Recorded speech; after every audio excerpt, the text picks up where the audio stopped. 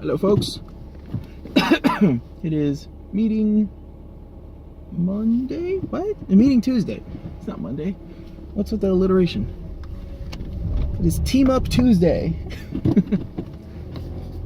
So I was messing around with that I2C implementation with a couple of Arduino clones, a Pro Micro and a Nano, like I was talking about before. And I was just kind of like, I have to, it was super easy. And I was weirded out by how super easy it was. I know Arduino is like another layer on top, a layer of, goodness, it is another layer of abstraction on top of it, but like, I feel like I'm just a script kiddie at this point, honestly. Like, I grab bits and pieces and I move them around, and then it's like, oh, it works now. And I realized last night that I wasn't really paying fair service to every little individual thing that I did, because there were a lot of little tweaks and little things that I knew. And this brings me back to something that I've been trying to remind myself of, because I'm always like, well, you know, I don't know much about that, I don't know much about that. And then people do not react in that manner in a professional setting. Like, Troy, can you help me out with this? Like, I don't really know that much about it, but here's your problem. And they're like, oh, thanks, Troy. You know a lot about this. Like, I don't. No, I don't. No, I don't. Do I? Do I really know a lot about this stuff? And it brought me to a point that I think I made in a Facebook post. I'm gonna have to get it off of there. It was, I don't know all the things that I know. So, the code that I was adopting, copying, whatever, well, it was example code, so, you know, whatever, was from someplace other than an official source, and the code had bugs, and they hadn't been cleared up.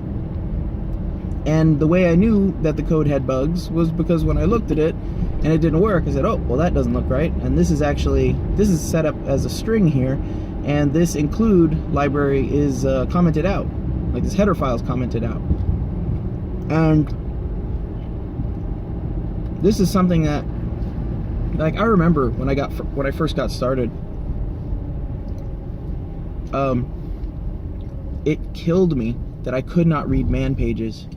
Like, everywhere you looked, everyone, and this is like early days of the internet, it was RTFM, man, RTFM. If you can't read the manual,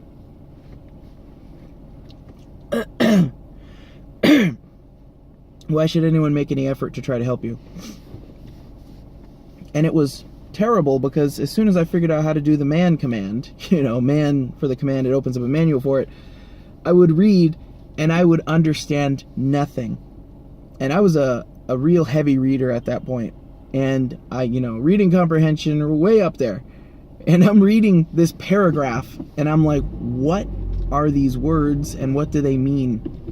Like, it literally made zero sense to me. And I remember it so clearly because I was so amazed at how this word salad made no sense. Like, it boggled my mind. It literally boggled my mind. It picked it up and it moved everything around. So I had to look at other resources. I had to look at forum posts and people actually talking about it in English language with words. In prose, basically, talking about this thing and what it does and how to do it and what this flag does and what that flag does.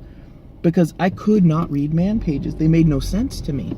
I did not have the vocabulary, I did not have the concepts, I did not have the the basic logical units in my head to be able to understand what the man page said. And I was, this was getting started in Linux, so before I was 20 years old, but it was just amazing to me how I could not understand these words. I was like, there's something wrong with this man page.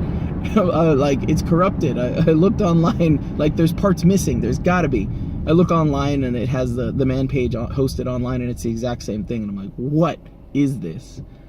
So then I realized, after many years of really starting to understand how some of this stuff works together, like, it got to the point where I could open a man page and read it, and I never really, like, there wasn't a switch that flipped that I was like, boom, now I can read them. It was just like, oh, I see. Oh, wait a minute. No, just like, I'm almost getting the idea here, and I got it. Wow, cool.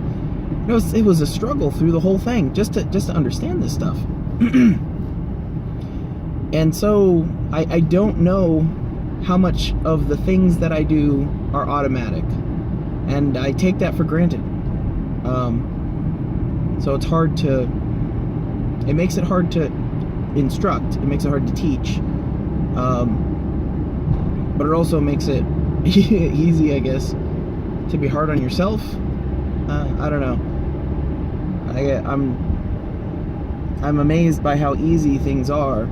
And I think that if you reach a certain tipping point of knowledge and understanding, not just like, it's like the programming language thing. Like, I try not to remember syntax because I'm flipping between languages pretty frequently. Like, once you get the basic data structures down and like what the language is targeted toward, like what it does objectively better than other languages, it's like, okay, well, let's use that for that then. And I try not to memorize syntax because the syntax means nothing. The data, you think in terms, you code in terms of data structures. You code in terms of moving things around. You code in terms of logical references and, you know, if-thens, basically. You're making logical breaks and, of course, loops, you know, recursion. Not necessarily recursion, but loops. It's not technically recursion, but whatever. The point is, you should think in terms of data and logic rather than in terms of syntax. Because if you think in terms of syntax, then you're like, well, you know, a hash map does this, and this. What are you doing? Okay. This type of structure does this, and this particular type of library does this. And instead, you should be thinking, oh, here's where the split library is. Oh, here's where you know, the join library is. And this is how they're chained together. Oh, it's very, I don't know, it's weird. Especially since I got into all the Lisp stuff and understanding like the real basics of computing. I really feel like I have a better grasp on all this. I feel like I used to write too much logic into things and too much surface area into things. So now I try to write all my functions like recursive functions. I want them to be as simple as possible, with, you know, just simple loops that have a catch, a nil catch for dumping out of the loop and then evaluate. And everything looks so much neater. And I write these little bits of code that I'm like, that looks really nice. Like, it's pleasant to me because it's good in form and in function and in structure and in logical representation, I guess. Like, for a brain, for a human to read it, it makes sense. And that's the, you know, source code is source code. Source code is free speech. You know, source code is art. To be able to write something that is pleasing is very, I don't know, I guess kind of strange. It's obviously very satisfying. But I've written, you know, crufty garbage before that has just like bits and pieces flung all over the code, and it's like I write better automatically now. It is true what they said about Lisps. If you learn a Lisp, it will make you a better programmer.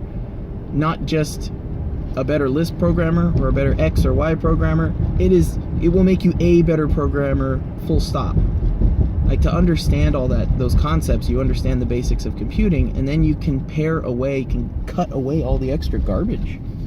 Because there is a lot of garbage nowadays. I